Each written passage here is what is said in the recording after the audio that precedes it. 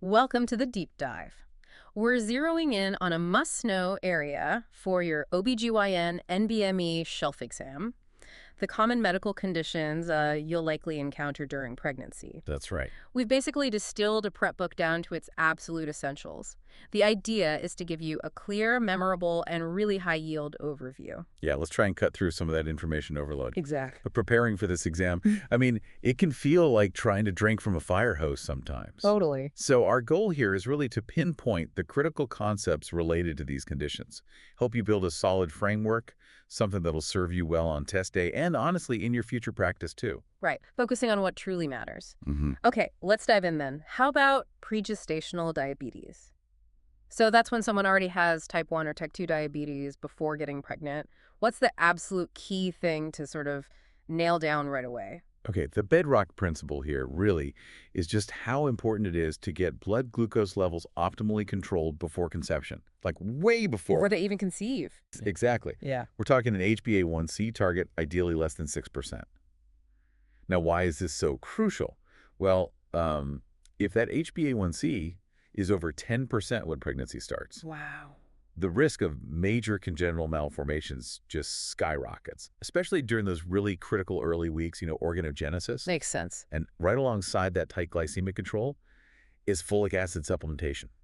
Got to minimize that neural tube defect risk. Okay, setting the stage early for a healthier pregnancy. That's clear. So then fast forward, what are the crucial things to think about in the third trimester for these patients? Right. So as we get into the third trimester, maybe around 32 to 34 weeks, that's when antenatal testing often kicks in. Yeah. Especially if getting good glycemic control has been, a bit of a challenge. Yeah. Regular monitoring of fetal growth, usually with monthly ultrasounds, becomes pretty important too. Mm-hmm. And then delivery. The sweet spot is generally between 37 and 39 weeks. And delivery method. Well, a C-section is usually recommended if the estimated fetal weight is looking like it's over 4,500 grams. Yeah. That's a big baby. Yeah. Definitely increases the risk for shoulder dystocia and other delivery complications. It's kind of wild how much insulin needs can change during pregnancy. What's driving those fluctuations? It really is a dynamic process. So typically, insulin requirements, they climb significantly during the second trimester. Sure. This is mostly because of placental hormones. They create more insulin resistance, basically making sure enough glucose gets to the growing fetus. Right, the placenta's working hard. Exactly. And then almost immediately after delivery boom, the placenta's out, those hormones are gone, and insulin needs just plummets. It's a really rapid, substantial shift. And this is where it gets really critical for the exam, right? Understanding the potential complications of pregestational diabetes for both the mother and the baby. Absolutely. High-yield stuff here. For the mother, there's a higher risk of things like postpartum infections, developing hypertensive disorders of pregnancy. Mm-hmm. For the baby, well, we often think macrosomia, right? Big baby. Yeah, that's the classic one. But paradoxically, there's also a risk of fetal growth restriction, especially if the mother has underlying vascular disease affecting placental blood flow. Okay, so it can go both ways. It can. And congenital anomalies are a huge concern. Cardiac and neural tube defects are the most common ones we see. Got it. And then right after birth, in the newborn period, you got to watch out for hypoglycemia, respiratory distress syndrome, and just a higher chance they might need the NICU. Okay. Our notes flag some key ward tips, things that seem really practical, probably good for exam questions too. Yes, definitely. One critical point, commit this to memory. The common triggers for DKA, diabetic ketoacidosis, in pregnant folks with pre-existing diabetes, especially type 1. Like what? Things like giving corticosteroids for fetal lung maturity, sometimes beta-mimetic drugs used to try and stop preterm labor, severe vomiting like in hyperemesis gravidarum, or really any kind of infection. Okay, infection's a big one. Huge. And it's also vital to know that during DKA, the fetal heart rate can look non-reassuring. You might see decreased variability, recurrent decels. Yeah. But usually, if you fix the mother's metabolic acidosis, the fetal acid-base status improves too. Good to know. And there was an exam tip that jumped out about the difference between gestational and pregestational diabetes, specifically their effects on fetal growth. Can we hit that again? Yeah, this is super high yield. So gestational diabetes, the kind that starts during pregnancy, primarily tends to cause macrosomia, especially if the mother's fasting blood sugars are high. Okay, GDM, bigger baby usually. Right. Pregestational diabetes, on the other hand, is more strongly linked to fetal growth restriction. often because of that underlying maternal vascular disease we mentioned, impairing how the placenta works. Got it. Different mechanisms, different outcomes. Exactly. Understanding that difference is key for answering questions and just anticipating what might happen with the baby. All right, let's shift gears a bit. Thyroid disease, another endocrine system where pregnancy really changes things. Indeed. Thyroid hormone is just crucial for normal fetal brain development, especially early on in the first trimester. So keeping maternal thyroid function in the right range is paramount for neurodevelopment. And how do we check that? Our main tools are TSH, thyroid-stimulating hormone, and free T4, free thyroxine levels. Now, what's interesting is in a normal pregnancy without thyroid problems, these levels actually stay within the non-pregnant reference ranges. Oh, okay. But TBG, thyroid-binding globulin, that's a carrier protein that does increase, but it's the free hormone that actually does the work physiologically. Right, the unbound hormone. Okay, let's start with hyperthyroidism. What's the most common cause we need to know about in pregnancy? By far the most common cause you'll encounter is Graves' disease. Graves, okay. Clinically, this might show up as, palpitations, feeling really nervous or anxious for no clear reason, tremors, a fast heart rate. Tachycardia. And how do we manage that during pregnancy? Management mostly involves antithyroid drugs. PTU, propylthiouracil, is generally preferred in the first trimester. Why PTU first? Well, it does two things. Inhibits thyroid hormone synthesis and partly blocks T4 converting to the more active T3 peripherally. Plus, it seems to cross the placenta a bit less than methimazole. Okay, and methimazole. Methimazole is often seen as a reasonable option after the first trimester, once that critical period of organ development is mostly done. But, and this is important, it does cross the placenta more readily and carries a small risk of certain birth defects. Got it. And absolutely no radioactive iodine. Absolutely not. Yeah. Completely contraindicated. Big risk to the fetal thyroid. In really rare cases, if meds don't work or aren't tolerated, a thyroidectomy might be needed. What are the risks if hyperthyroidism isn't well controlled? What complications can happen? Poor control raises the risk for several serious things. Preeclampsia, maternal heart failure, stillbirth, preterm labor. Wow. There's also a chance of neonatal thyrotoxicosis. The baby gets hyperthyroid because mom's thyroid-stimulating antibodies cross the placenta. And sometimes the baby might even get a goiter or become hypothyroid because of the mom's PTU treatment crossing over. And then there's the rare but really dangerous thyroid storm, extreme hypermetabolism, needs ICU care immediately. Okay, serious stuff. Let's switch then. Focus on hypothyroidism. What's the usual suspect there? Hashimoto's thyroiditis. That autoimmune condition hitting the thyroid gland is the most common cause of hypothyroidism during pregnancy. And there are different types, right? Overt versus subclinical. Exactly. Overt hypothyroidism means a high TSH and a low free T4. Subclinical means the TSH is high, but the free T4 is still in the normal range. Does it present differently in pregnancy? Well, that's the tricky part. A lot of the symptoms, fatigue, weight gain, overlap so much with just normal pregnancy changes. Can make diagnosis a bit challenging sometimes. Yeah, I can see that. And interestingly, ACOG, the American College of Obstetricians and Gynecologists, doesn't currently recommend routine universal screening for subclinical hypothyroidism in pregnancy. Okay. So if it is diagnosed, what's the standard treatment approach? Treatment is levothyroxine replacement. Simple as that. But often, the dose needs to be bumped up, maybe by about 20% or so, once pregnancy is confirmed, because the demands just increase. And how often do you monitor? Initially, you'd check TSH levels probably every 4 weeks until they stabilize in the target range. Once things are stable, maybe just monitoring each trimester is okay, assuming the dose hasn't changed. It reflects those ongoing adjustments needed as pregnancy progresses. Makes sense. And the risks if hypothyroidism isn't treated? Untreated hypothyroidism can really have significant negative effects. Increased risk of preeclampsia, placental abruption, maternal heart issues, low birth weight for the baby, and even stillbirth. So definitely need to catch and treat it. Okay. Our notes have another key exam tip about those TSH and free T4 levels in both hyper and hypothyroidism. Can we just quickly recap that? It seems fundamental. Absolutely fundamental. For hyperthyroidism, think high free T4, low TSH. They move in opposite directions. High T4, low TSH. Got it. For overt hypothyroidism, it's the reverse. High TSH, low free T4. High TSH, low T4. And then for subclinical hypothyroidism, the key is a high TSH, but the free T4 is still normal. High TSH, normal T4. Perfect. Nailing those patterns is essential for interpreting labs on the exam. Definitely. Okay, let's move along to chronic hypertension. So that's high blood pressure that's there before 20 weeks gestation. Key things to remember. That's right. And it's worth noting, its prevalence is definitely higher in patients who are obese or have pre-existing diabetes. Yeah. So preconception evaluation is really important for these folks.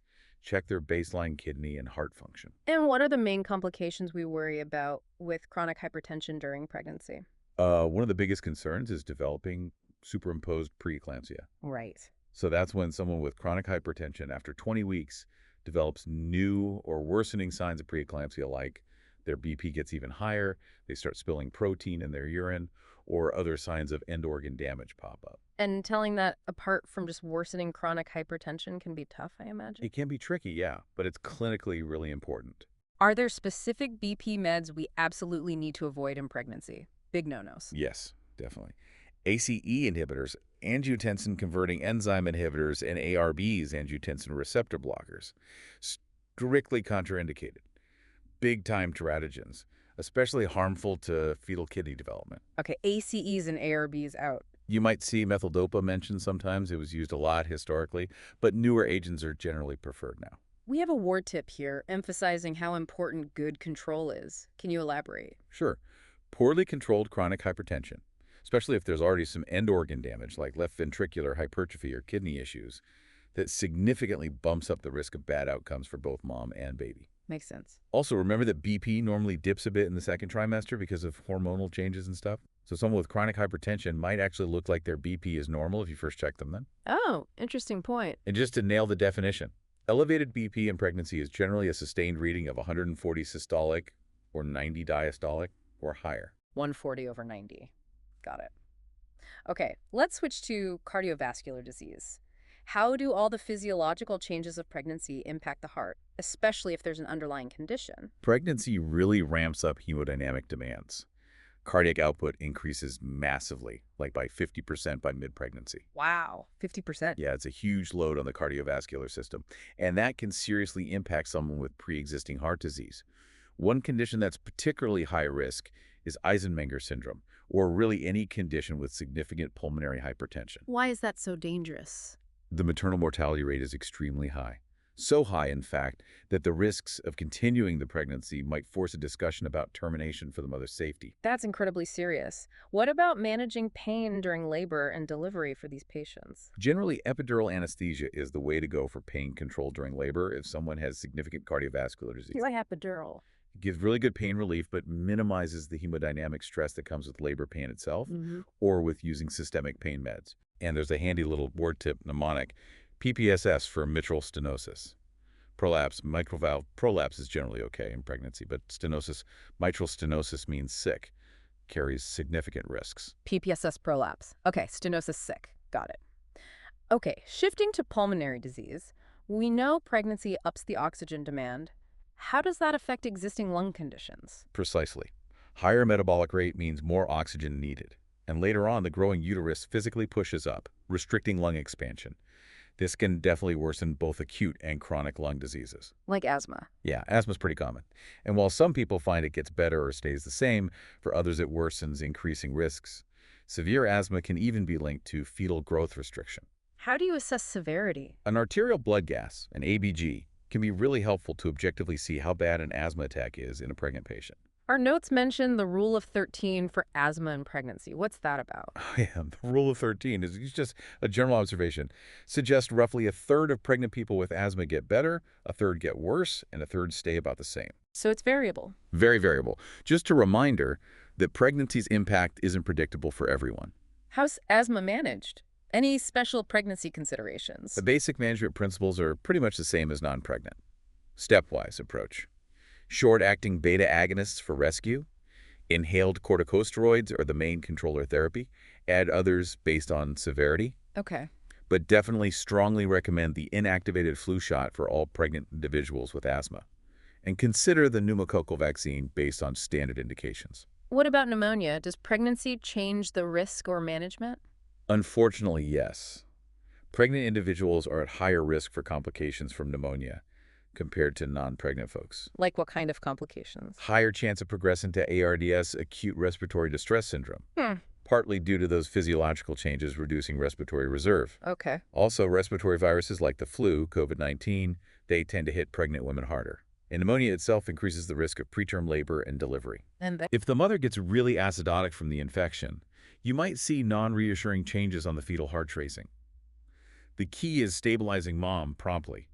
That usually helps the baby's status improve. how do you manage it? Chest x-rays okay, just use abdominal shielding. Antibiotics are generally similar to non-pregnant adults, often a beta-lactam plus azithromycin. Maybe add vancomycin if you suspect MRSA. We have a ward tip about typical ABG findings in pregnancy. What should we remember? Yes, good one. Remember, pregnancy is a state of physiological respiratory alkalosis. Alkalosis. Right, so normal pH is a bit higher, and the PaCO2, the carbon dioxide level, is typically lower than in non-pregnant women. Keep that in mind when you're interpreting ABDs. And yeah, like we said, severe pneumonia is a big risk factor for ARDS in pregnancy. Okay, let's move down to renal and urinary tract disorders. Pregnancy definitely causes some unique changes there. Absolutely. Hydronephrosis, that's dilation of the renal pelvis and ureters, is super common. You see it on imaging all the time. Tends to be worse on the right side than the left. Why is that? It's thought to be a combo of mechanical compression from the uterus, especially on the right, and also the relaxing effects of hormones like progesterone on the smooth muscle of the ureters. Slows things down, causes stasis. And that increases infection risk. Exactly. That hydronephrosis plus more reflux from the bladder, back up the ureters, contributes to a higher risk of pyelonephritis, a kidney infection. And we routinely screen for asymptomatic bacteriuria, ASB. Yeah. Why is that so important? Right, about 5% of pregnant people have bacteria in their urine without any symptoms.